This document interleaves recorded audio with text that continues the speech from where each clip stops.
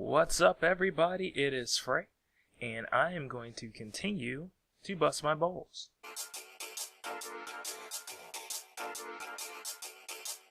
Picking up from my last video of how I fucked up my life, I'm going to give you the other reasons how I fucked up my own life. Now, I know what you're saying. Frae, why are you doing this? Why? Are you a masochist or something? Are you mad? I know that's what you're asking, and I know I'm not a masochist. I'm only a masochist on days that end in Y, but not every day. However, I did mention in the other video how I feel there is a great power in owning your own fuck-ups. Once you figured out, hey, I put myself in this problem. If I was able to do that, I can surely solve this problem for myself. And the other reason is completely simple. I don't want you to fuck up like me. I wasted my 20s dicking around. I don't want you to fuck up like me. I want to see more independent artists out there,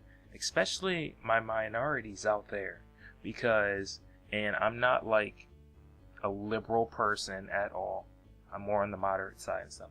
But it kills me how there is so much defeatist feelings around. It's like you see all the bad in the world, and instead of figuring out ways to improve it, or ways to get around it, or ways to get through it, you just want to sit there and feel sorry for yourselves. You're perfectly smart enough, you're perfectly capable enough of doing stuff on your own. You can do so much stuff nowadays independently. You don't have to wait. I want you to feel like you can do more for yourself instead of relying on everybody. Now, let's continue as to why I fucked up. Number 3, I was lazy. I say it a lot in this video. I wasted my 20s. I could recall just wasting my time doing things that weren't really productive for me in the future. I wasn't as focused on my art as I should have been. I wanted to go partying, I wanted to sleep around, get drunk, and while that was fun and is still fun now, it didn't aid my future. And even during my downtime then, all I would do is like lay around, watch TV, eat pizza, and play video games. I would go weeks and weeks without even laying a hand on anything art related. Remember, anything worth having is worth fighting for. At the time, I just didn't have the fight in me. In fact, I didn't really give a crap where my future was going. I was just for the here and now, basically. My laziness cost me where I couldn't get a scholarship at a school that actually sent their interns to Disney. My laziness cost me art contacts, internships. All I'm saying is don't focus too much on the play hard. You have to work hard too.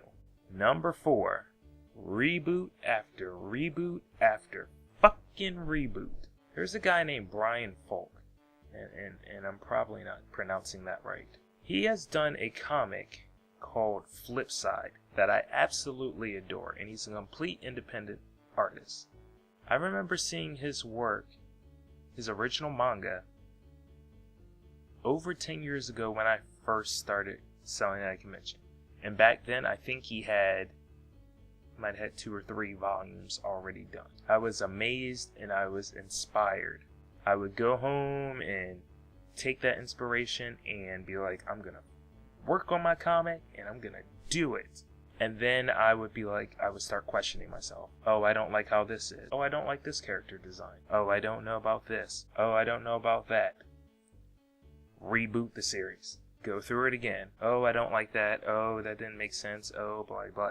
Reboot the series. This happened to me continuously. I was just too much of a perfectionist. In fact, in Locke is a reboot of the old series that I was selling called Deadlock.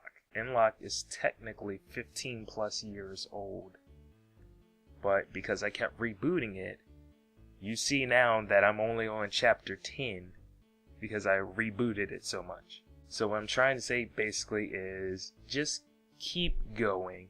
Because the thing is, there are a lot of different comics that in the beginning, it's kind of like it starts off kind of weird and you're not sure where to go with it. But then you keep reading it, and about time you get down to like chapter, you're into it, you're like 15, 16 and stuff, and you become a better writer as you go along. So it starts all falling together. And then what happens is things that you couldn't explain as to the mechanics of why it works, you start figuring out ways in the story of how to incorporate that and how to work it out so it makes sense to the readers. I don't think I've ever found an artist who thought their work was perfect anyway. It's never going to be perfect. I was foolish to believe that I would obtain this certain perfection. Embrace your flaws and keep going. Learn from them and continue to improve as you go along with your story. I learned that it makes a lot of fans become more fans of you as they see how you grow in your art and your writing. It's like you've taken them along the journey with you. Keep pushing forward. And that's it. Those are the 4 main reasons I could say why I fucked up. Notice, and please take notice of this. In 2018, there's no reason you cannot succeed. No matter if it's on a smaller level or a bigger level. You can do this. You can. Just because someone may not open doors for you or give you the opportunity you want, doesn't mean that opportunity no longer exists. Maybe not with that person, maybe not with that company, but that doesn't mean it's still not out there for you.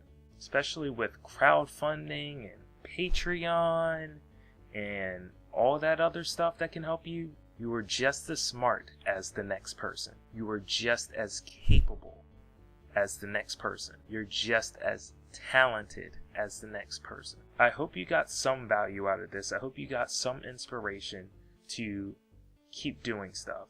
Like I said, it's tough. It really is. But at the end of the day, you can do this. You can totally do this. And I know people are probably thinking, Man, he just acts like he's just a total fucker. not so fast, my friend. Not so fast. I have done good things to help me neutralize the things that I fucked up. Even get me ahead in some situations. However, I will leave that ball stroking for another video. So, take care everybody. Have a good one.